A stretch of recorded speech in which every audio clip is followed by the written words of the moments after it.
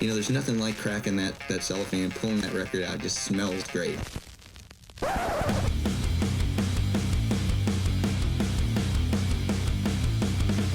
Welcome to BODS Mayhem Hour. Non-stop hardcore energy. I love the show, guys. You're awesome. Unlike any other. With your host, John the Bod, a.k.a.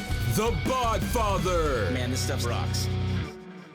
What's up? This is Kelly from Speedfreak, and you are listening to BODS Mayhem Hour. The views and opinions of the guests do not necessarily reflect the views and opinions of BODS Mayhem Hour, its staff, affiliates, or sponsors. Parental discretion is advised. Welcome to BODS Mayhem Hour. Hey everybody, welcome to BODS Mayhem Hour. I'm your host, John the Bod, aka the Bod Father, and as always, bringing you guys and gals awesome interviews. Today, it's a huge honor and privilege to welcome Kevin Kelly from Speedfreak, and they have released their new album entitled Lane Livin, and current new single Doomsday Devices is out right now, and you want to get out and check this album and this new single out. So, Kevin, my friend, how you doing, and welcome to the podcast. Hey, John, thanks for having me, man. It's definitely an honor. I'm doing well. How are you today? Doing great. How'd this band come together?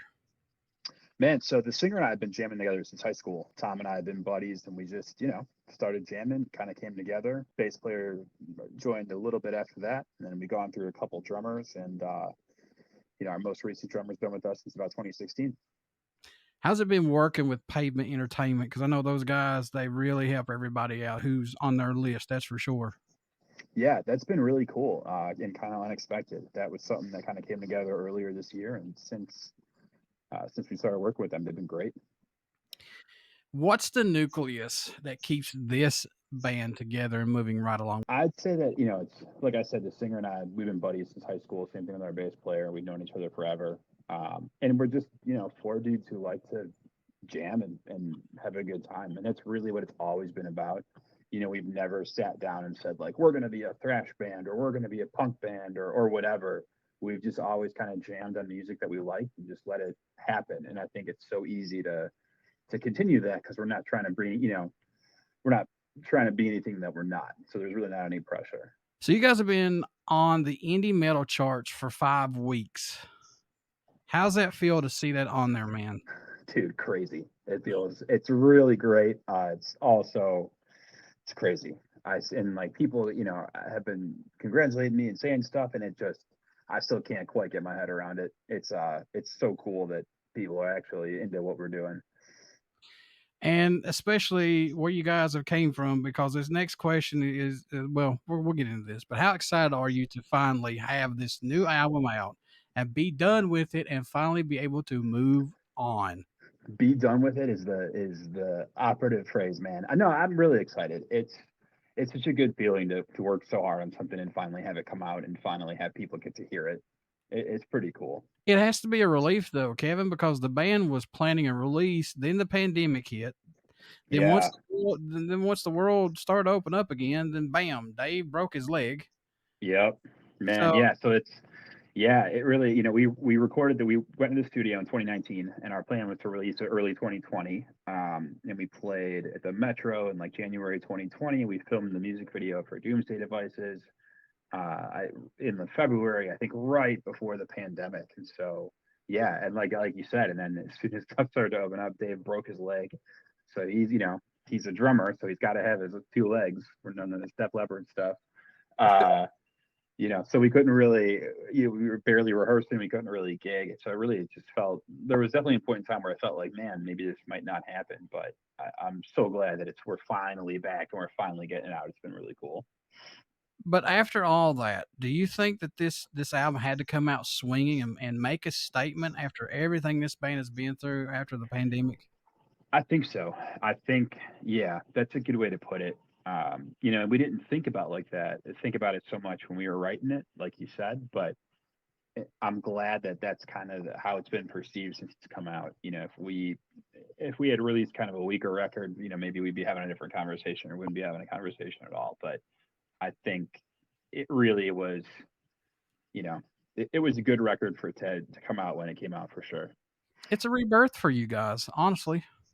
Yeah, that's a good way to put it. It really is. It's like, okay, we cleared this hurdle. We're back. Like, this is what we're about. What led the track Doomsday Devices to be that first song released off this album? And strangely enough, that was the last song written for this album. Yeah. So that really, the guy who did our videos, and he's a Chicago filmmaker. His name is Zane Rarick, and he's a buddy of ours. So he got a copy of the album before it came out, and he was like, he was the one who kind of picked it up. Was like, I really want to do a video for this song. He came up with the idea for that. And maybe like, that song kind of encompasses what the rest of the record is about also. And so just came together. Is it a collaborative effort, or does one person usually take that lead for writing, or do you guys all do it together? It's a collaborative effort. I'd say, every once in a while, one of us will come to the table with most of a song written, myself or Tom or whatever. But for the most part, we like to jam. And so a lot of it happens very organically. Like, I'll have a riff that I'm working on, or Steve will have a lick, that he's kind of jamming on. And then we just bring it to the table and kind of see what unfolds. It's really rare that somebody will, like, start to finish have a whole song ready to go. Does a full-length album suit this band better than an EP at this time, or was it just all the songs that you guys had and you're like, look, let's just put all these on here and be done with it? I think going forward, our next release will probably be an EP. I think, like you said, we had such a backlog of material that we hadn't recorded, and we went into the studio and we actually recorded more than what you hear on the record. There was a couple of songs that once we laid down and listened to, we just didn't make the cut. It's tough to. Yeah, I think it'll probably be EPs going forward, actually. That said, I'm happy that we were able to write, and release a full-length record, and then that it's gotten people are enjoying it as much as they do. But I don't know. Yeah, I don't want to wait for us to come up with another, so long for another whole record. It might be an EP next time for sure. Was there a track for the album that totally ended up sounding different than it was intended to? Yeah, I would say when we first wrote, Doomsday too was a song that when we had the first iteration of that song, or first time we had written it, it really sounded a lot different than the finished one that you hear on the record. There was a completely different verse riff instead of just those chords, and it really, that song was definitely kind of rearranged and came together in the studio, I'd say, for sure. Any track standing out more to you than any right now on this album? And I know these are your babies, but are there any that are standing out for you personally? I loved, Fast Lane Livin, that song. That was really, I really like that song. That stands out to me because, when we wrote that, we had a good feeling about it. It was just, that one came together really easily. And then the other one I really like is White Knuckle Fever. That was the first song that we wrote with our current drummer, with Dave. And the drums, if you've heard that track, are pretty involved. Not any drummer can just, sit down and play that. So that was kind of our, we were able to really showcase some of the things that he can do when he joined the band. And it was really cool to be able to lean in that direction. So I'd say those two tracks are the ones that come to mind, right off the top of my head. What have the new people brought to this band that may have been missing? And I'm not knocking the other ones who have been part of this, but what have they brought that might have been missing possibly? Well, Dave, obviously, as a drummer, he brings a lot, just like purely his skills on drums are great. And he's been around for a hot minute. He played with the Cathedral. He played with a bunch of great bands. So it's obviously awesome to have a drummer that, anything that we ask him to play, he can play. The other thing that he really brings to the table, he's really a great arranger of songs. Tom and I and Steve, who we sit down and songs are verse, chorus, whatever. And Dave is really great at hearing what we're doing and saying, why don't you play this riff like in half tempo, or maybe this works better as a chorus and we'll move it over here. Just to have, somebody who can hear that and then express it to us because we're all idiots, in a way that we can figure out and make sense of. That's really a great element to the songwriting process. These couple of songs that did not make this album, are we going to eventually see them on another EP, or just stand off? Possible. Okay. Yeah, definitely possible. So one of the tracks, there was one that we recorded and just didn't feel right. You know, it just felt different than it feels when we rehearsed it. And I don't know if maybe we recorded it either too fast or too slow, or it just, you know, needs to be reworked a little bit. And then there was a couple of songs that we just felt were weaker, you know, but we don't want to put stuff out just to put it out, right? And so a couple of, maybe, I don't want to say, what do they say in Some Kind of Monster? Stock. If we were Metallica, that's what they'd say. These are stock riffs. But, you know, just weaker tracks. And we just felt they weren't up to snuff with the rest of them. So I don't know if you'll ever hear the songs as they were written that they were cut, but you might hear like a riff that maybe we're going to harvest for a new song, or you might hear some lyrics that were maybe on an old demo that we reworked a little bit, something like that. Is the track listing placement important for this album or anything that you guys release, album or EP wise? We did talk about it. I like, you know, I'm of a generation, I guess, where like when a record comes out, I like to sit down and listen to the record, right? Like I'm never gonna cherry, and I feel like a lot of metal guys are like that. You're probably like that too. Like I'm not gonna cherry pick songs on Spotify or whatever. Like I want to hear the record start to finish. And so there was definitely some track listing stuff that went into that, you know, that we thought about when we were putting that together. And as far as like the final track listing, I wish I could tell you like I really wanted this song in this spot or anything, but it really was something like that we sat down and discussed. It wasn't, you know, off the cuff. We put some thought into it for sure. I mean, what do you think? Like you seem like, right? I mean, what are your thoughts on that? I want an album. I don't want to be just throw it against the wall and see what sticks. I like to see a roller coaster of different flavors of music on it, you know? Definitely. Even if it tells a story that you're trying to put out there, hell, put it on there. Let it flow.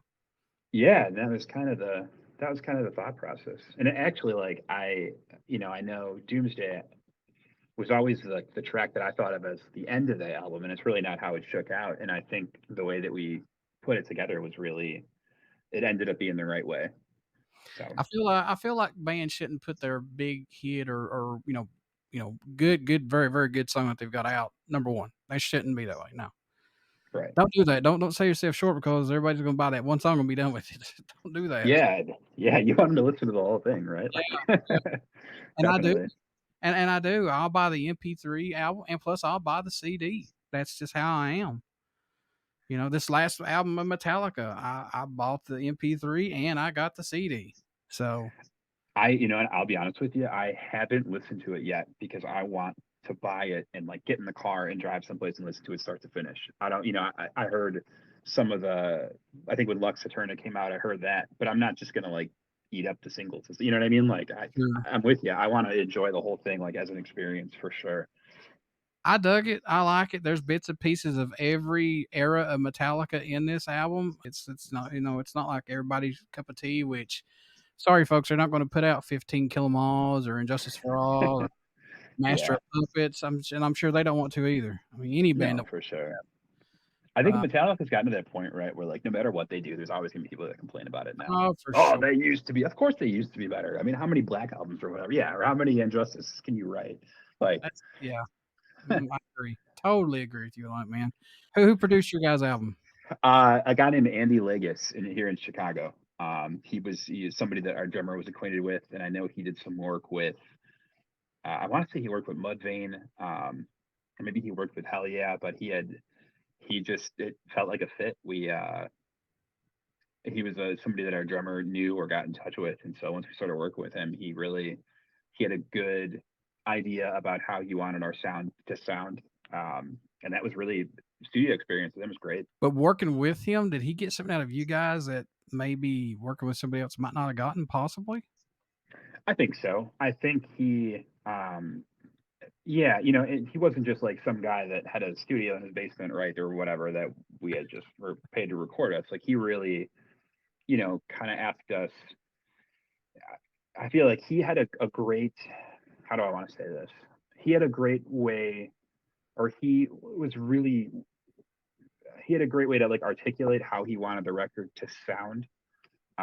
As far as like how the vocals were going to sound and like the tones I was going to use and how the guitars were going to sound, how it was going to be mixed. He really, that was something maybe we hadn't thought about. And he was really able to communicate that to us, which was really cool because it was something like when we're jamming in the basement or whatever, we don't really think about.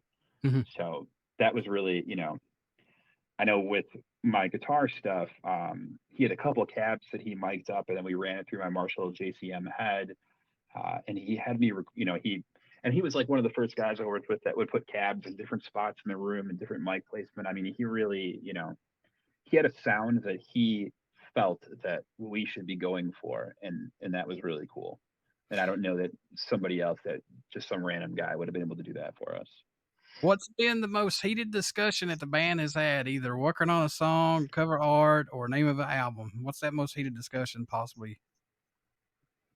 Oh, working on a song for sure. We've definitely gone back and forth. There are songs, sometimes one of the other guys will come up with a riff or a song that I just can't stand or think is so stupid.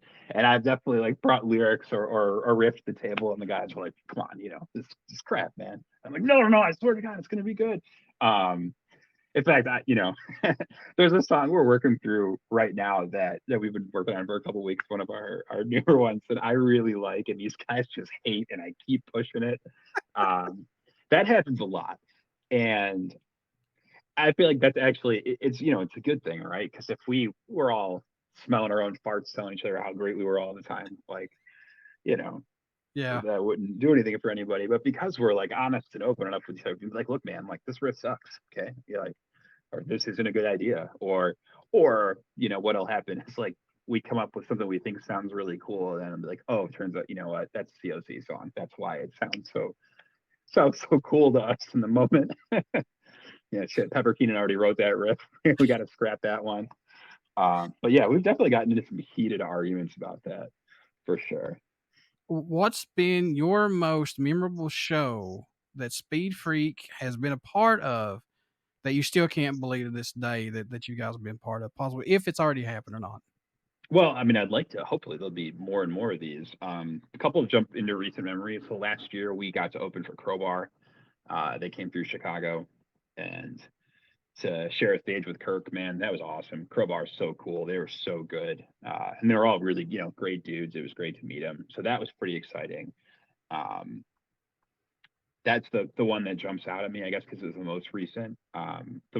One of the shows we played right before the pandemic was at the Metro, which is a pretty iconic Chicago venue. So, that was a place we, go and see shows in high school or whatever. Like Metallica, when they came through Chicago, they played their secret show. It was at the Metro. So to see our name on that sign, man, to be able to do that, that was really special. And then little did I know that would be our last show for years because the pandemic was going to hit. Yeah. And now we've got Kirk, Kenny Hickey, and you got Johnny Kelly, the well-traveled Johnny Kelly, Todd Strange, formed a new band called I Am. I haven't heard anything of that yet. I know the last thing I read about Kirk is he had just come out, maybe right when we played with him, he had just come out with his signature solar guitar. He's got that, and to see that thing in person, to watch him open that, man, that's pretty effing sweet. I don't know what the rules are about swearing on your show, but that was pretty sweet. So we're going to throw Speed Freak out the window for right now. Okay, we're not this specifically for you, Kevin. Okay. If you could be a member in an iconic band and play one of their legendary shows, which band would it be and what show would it be, maybe? So I would have loved to have played. I mean, and obviously I'm not. I would have loved to have been able to play with Jimi Hendrix, just because, there you go. He was only. I was talking about this with one of my buddies too. You got to figure Hendrix was really only playing for a couple of years, and so, and this was before social media and all that stuff. So his shows just must have been so legendary, right? To leave such an impact. And I have their record, the Live at the Fillmore. If I could play, I don't know what I'd play. I wouldn't play guitar, obviously, but if I could, be a part of that, that would have been really special. That's the first thing that comes to mind. Man, you said something there that just struck me, and you're right. Is he didn't play very long? A couple years, well, a couple more than a couple years, but he didn't play very long. Yeah, and 4 or 5 years, maybe. Maybe a little bit longer than that. But I mean, still, like you said, his shows he blew him out of the water, man. I mean, right. Yeah, and this is like in the '60s, right? You see the pictures and like people sit on the floor, right? It's not even. Oh yeah. And there's no. It's not. They're not being live streamed. Like, how do you? I mean, they're just the word of mouth must have been incredible. So. Evidently, man. Plus, hand out flyers back in the day. The DIY? You know, do it yourself. You know, Yeah. friend of a friend, mouth to mouth, whatever. It must be nuts. Folks, Speed Freak has released their new album, Lane Livin, and their current single, Doomsday Devices. These are out right now. Please go check them out. And Kevin, how can folks stay in touch with Speed Freak, find out everything about you guys, tour dates, all that good stuff? How can you do that, sir? We're on all your big social media stuff. We're on Facebook. We're on Spotify. We're on. I think we're on Twitter. We're on Twitter. Our Bandcamp is usually up to date, so you can find us at any of those places. Please check us out. We always appreciate it. Before I let you go, would you care to do a promo for my show? Sure, let's do it. What's up? This is Kevin Kelly from Speed Freak, and you are listening to BODS Mayhem Hour. Everybody stick around. We got some great stuff always coming up for you guys and gals out there. Please get out and check out our Facebook page. It has our podcast link and that YouTube link that, if you like what I do, go please subscribe to it and check out Speed Freak. You won't be disappointed with this new single, Doomsday Devices, and their newest release, Lane Livin. So do me a favor, go check them out. So, Kevin, I wish you guys nothing but the best of luck, my friend. Thank you. I appreciate you, brother.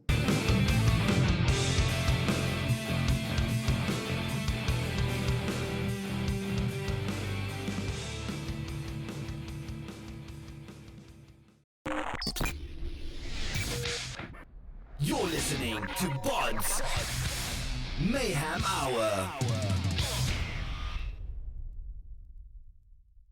Follow us on Facebook, Twitter, and Instagram.